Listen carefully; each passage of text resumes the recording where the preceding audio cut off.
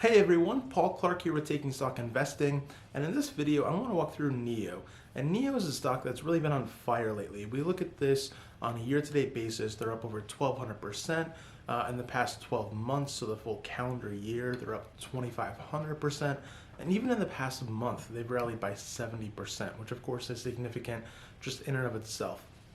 And when we start talking about big percentages like that, it can be easy to kind of lose the context of what that means. So just real quick, if you were investing $10,000 in this a full year ago, that would be worth about $245,000 today.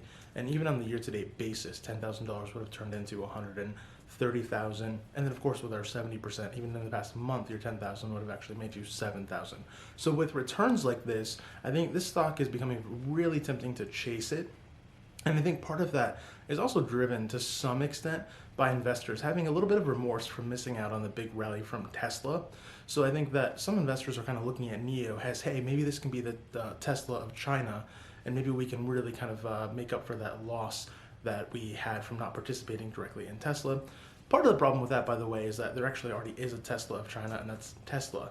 Tesla does actually have manufacturing operations in China, and they've got the blessing of the Chinese government to go ahead with that manufacturing. So the fact that Tesla has that presence there, it's not necessarily just clear that NIO is just going to be 100% the dominant player in that market, especially when there is a lot of competition. But the purpose of this video, I wanted to walk through and kind of share my key findings from, I read basically every article I could find on NIO, and I wanted to share with you some things that kind of jumped out to me and some things that you might not be aware of. So I want to do a couple different things. I want to first talk about some of the things that you should be aware of from either a risk or kind of a more negative standpoint with NIO. But then I want to finish up and talk about some of the long-term potential with this, because what I don't want to do is lead with the positives and lead with the growth story and about how it could be worth X number of dollars, and then have you kind of sign off after 3 or 4 minutes, go buy the stock, which of course is not financial advice, but if you buy the stock on your own accord after doing your own research without hearing the negatives, I don't want to have that situation. So I'm going to talk about some of the negatives first. So first of all, when we look at NIO, something you should be aware of, they had recalled 5,000 vehicles in 2019 because of battery fires. Now, at first kind of thought of that, when you hear 5,000 vehicles, you might not think to yourself, oh, that's hugely significant.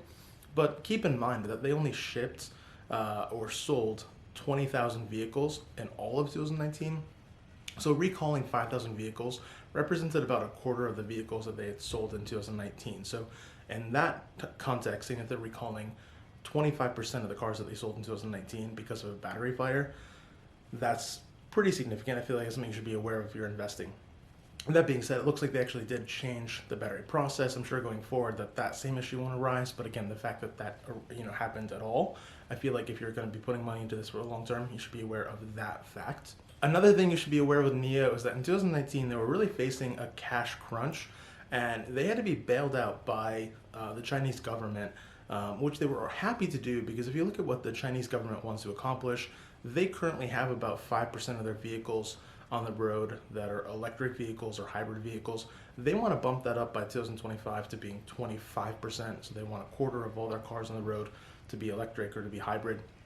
And they're ultimately trying to be getting to a carbon neutral footprint, I believe by 2060. So the fact that on one hand, they've got kind of the blessing of the Chinese government, or they're kind of going with that trend, I think that's a positive. But on the other hand, the fact that a big reason why they're actually even surviving and still, in the position they are today is because of the blessing of the Chinese government. And again, if that was to change, or if they were to lose their favor, and maybe, they were going to bless another company, or, whatever that might be, that could be bad for NIO. So I feel like whenever you're going to be investing in a company that can't stand on its own without government support, I think that can be a bit of a red flag and just something to be aware of.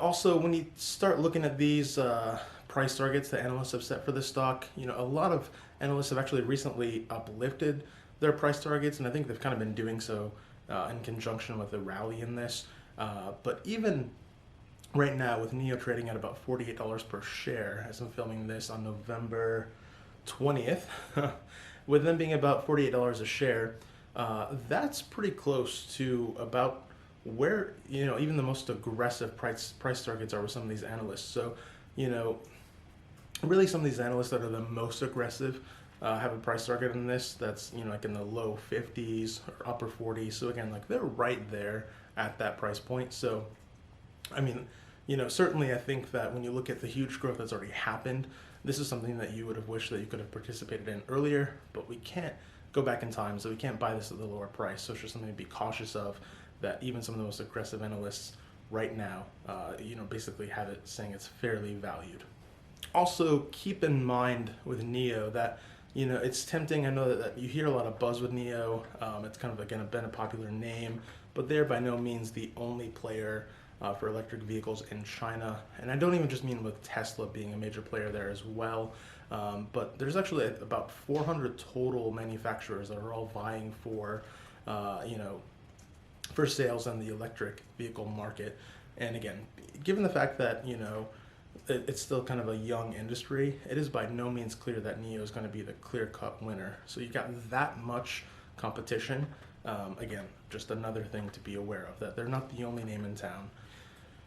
And so I mentioned the cash crunch that they had in 2019. So at the end of 2019, their cash on their balance sheet, they had about $124 million in cash on their balance sheet, but they most recently ended Q3 with over $2.8 billion in their balance sheet. And that was in big part due to selling some of their own stock, so diluting shareholders by selling $1.7 billion worth of their own stock. And so that helped them to generate that cash, because right now they're not profitable, and they're actually not projected to be profitable until 2023, which of course that could always be moved out. There's no guarantee that 2023 is actually going to represent when they are profitable. But the fact that, again, they had to issue that much stock, that they're diluting shareholders, if they're not going to be profitable for the next few years, there's a good chance that they're going to need to issue more stock and further dilute shareholders. So again, another kind of negative or knock on this stock as well. Okay, so enough of the negativity, so those are some of the things I think you should be aware of if you want to be investing in NIO for the long term. But now let's talk about some of the bright spots. And one of them is the fact that I think that China has kind of put themselves in a spot where, if you look at self-driving cars from the US perspective, they really kind of put that on hold with the COVID situation, whereas China really kind of forged ahead much sooner with that and said, hey, we're going to continue our progress on that front. And I think that actually might give China an edge in some of the technology that they're developing for self-driving cars, and that actually is a space that NIO is playing in as well.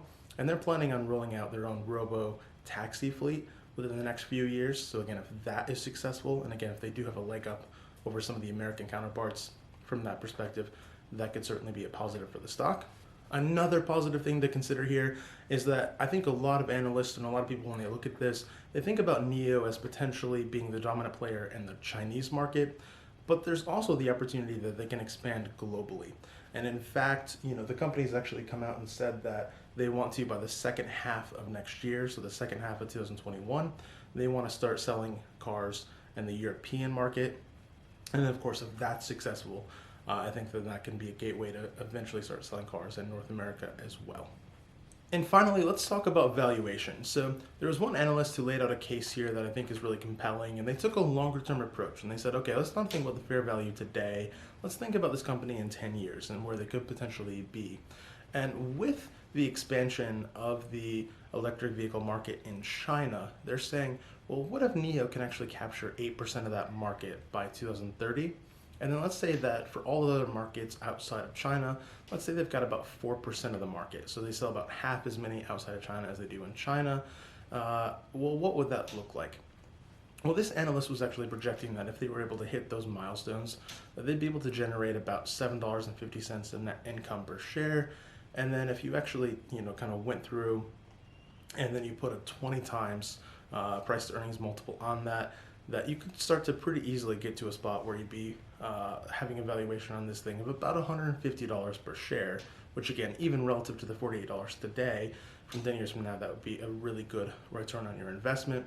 So whenever there's an opportunity to kind of think about their market share and what that could translate into deliveries and the actual earnings per share, whenever you're kind of starting to look at some of those things, I really like that approach, because what that allows you to do is to say, okay, do you think 8% of the Chinese market by 2030, is an achievable goal? And I feel like that feels like a fair assumption. That feels like something you could achieve. If, on the other hand, if you were saying, hey, based on $150 valuation by 2030, they would have to have 60% of the Chinese market there, and then you could say, well, that feels pretty far fetched. I mean, if that's what would be required to justify $150 in 10 years, you can kind of poke some holes in that. But again, 8%, that actually feels pretty doable. Ultimately for me, and again, I want to just share that I tend to be a more conservative investor. I feel like, I have really no intention of wanting to chase this stock right now. If there is some pullback and there is some weakness or something that kind of comes out that was to drive the stock, back down to, let's say, in the 30s or even upper 20s, anything in that kind of range, I would be interested in maybe kind of starting to build a position in this, because I do think long term that the growth story makes sense. I think having the support of the Chinese government, saying that they want to have the ambitious goals they have around electric vehicles, I think that bodes really well for a company like NIO. So I think that, again, there's definitely a growth story there, but you have to be careful not to chase this too aggressively, especially given how much it's ran up, in the last year or even in the last couple of months. So it's on my radar. Wanted to give you a quick update about some of the risks involved, the potential long-term value. So I'd love to know what you guys are doing with the stock. If this is something that you currently own, if you're looking to get into it, if you got in earlier and you're thinking about getting out of this, I'd love to know what you think about it. So let me know in the comments below. And one more thing, I do actually want to let you guys know about another YouTube channel, because of course, if you got value out of this, I would definitely appreciate it if you could hit subscribe. But I also want to help support some other YouTube channels that are friends of this channel. If you're interested in dividend investing, I would recommend that you check out M1 Investor, and that's M1 Investor. And this channel is actually going to provide you updates about what they own in their portfolio and some different dividend investing strategies. So if any of that interests you, I would encourage you to check out that channel, subscribe to them as well, help them grow alongside me. And thank you so much for watching, and I will see you next video.